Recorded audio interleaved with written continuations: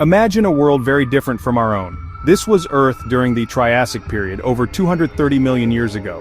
The continents were not scattered as they are today. Instead, they were clumped together into one giant supercontinent, Pangaea. It was a harsh, arid world, a vast desert in its center. Yet in this tough environment, a new kind of animal was taking its first steps. These were not yet the colossal beasts of legend. They were small, nimble, quick. These were the very first dinosaurs, pioneers in a world recovering from a massive extinction. Humble beginnings for what would become an empire. The Triassic was a time of experimentation for life. Strange reptiles filled the land, seas, skies.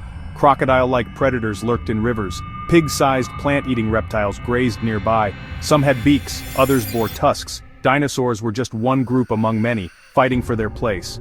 Early examples like Eoraptor were no bigger than a large dog. They ran on two legs, their long tails helping them balance. They were fast, and likely ate small animals and insects. They had a special advantage though. Their legs were positioned directly under their bodies, not sprawling out to the sides like other reptiles. This gave them more efficient movement, a key to their eventual success. The Jurassic period followed the Triassic. It was a different world. Pangaea began to break apart, creating new oceans and seas. The climate became wetter and milder. Ferns, cycads, towering conifers. It was a green paradise, a world of plenty. And with all this plant life came the food to fuel giants. The small dinosaurs of the Triassic began to evolve into titans. This was the time when dinosaurs truly became the undisputed rulers of the Earth. Their size became their signature, a testament to a world where resources were abundant and life was large. This was the age of the sauropods, the long-necked, long-tailed plant eaters. These were the largest animals to ever walk on land. Brachiosaurus, Diplodocus. Brachiosaurus had a giraffe-like posture, its front legs longer than its back ones, allowing it to munch on the leaves of the tallest trees. Diplodocus was incredibly long, using its whip-like tail as a potential weapon against predators. Following the Jurassic, the Cretaceous period dawned. This was the final and longest chapter in the age of dinosaurs, lasting from about 145 to 66 million years ago. If the Jurassic was about sheer size, the Cretaceous was about diversity.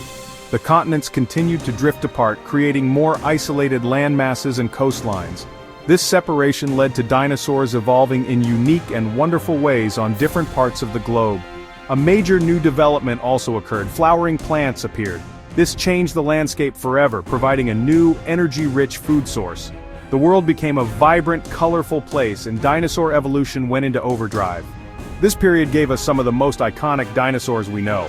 The king himself, Tyrannosaurus rex, stalked the forests of western North America. It was the ultimate predator with a bone-crushing bite more powerful than any land animal before or since. But it had plenty of formidable prey. The three-horned Triceratops was a walking fortress, a massive herbivore that lived in herds. It could defend itself with sharp horns and a bony frill. These two dinosaurs are forever linked in our imagination, a classic predator-prey battle. They represent the peak of dinosaur evolution. The reign of the dinosaurs ended with shocking suddenness. It ended on a Tuesday. 66 million years ago, an asteroid, a rock from outer space the size of Mount Everest, was on a collision course with Earth. It traveled at an unimaginable speed, many times faster than a rifle bullet. It slammed into our planet in the shallow waters of what is now the Yucatan Peninsula in Mexico. The impact was more powerful than billions of atomic bombs exploding at once. In that single, terrible moment, the world was changed forever. The age of dinosaurs came to a fiery, cataclysmic end. The immediate aftermath was apocalyptic. The impact gouged a crater over 100 miles wide. It sent a blast wave of superheated air and energy expanding in all directions, incinerating everything for hundreds of miles. Gigantic tsunamis, miles high, raced across the oceans, devastating coastlines around the globe. Trillions of tons of vaporized rock and debris were blasted into the atmosphere. As this material rained back down, the friction heated the air to oven-like temperatures. The sky itself caught fire. In the eerie quiet that followed the cataclysm, the world was a desolate wasteland. The great forests were gone, replaced by fields of ferns. The once mighty dinosaurs were no more. Their bones lay scattered across a broken landscape, but life, as it always does, endured.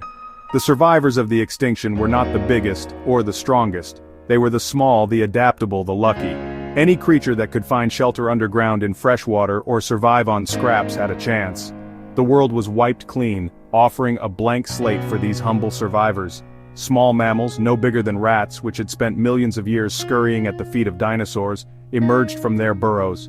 Mammals freed from dinosaur dominance exploded in an evolutionary frenzy. So dinosaurs never truly left us. Their extinction paved the way for the age of mammals and ultimately for our own existence.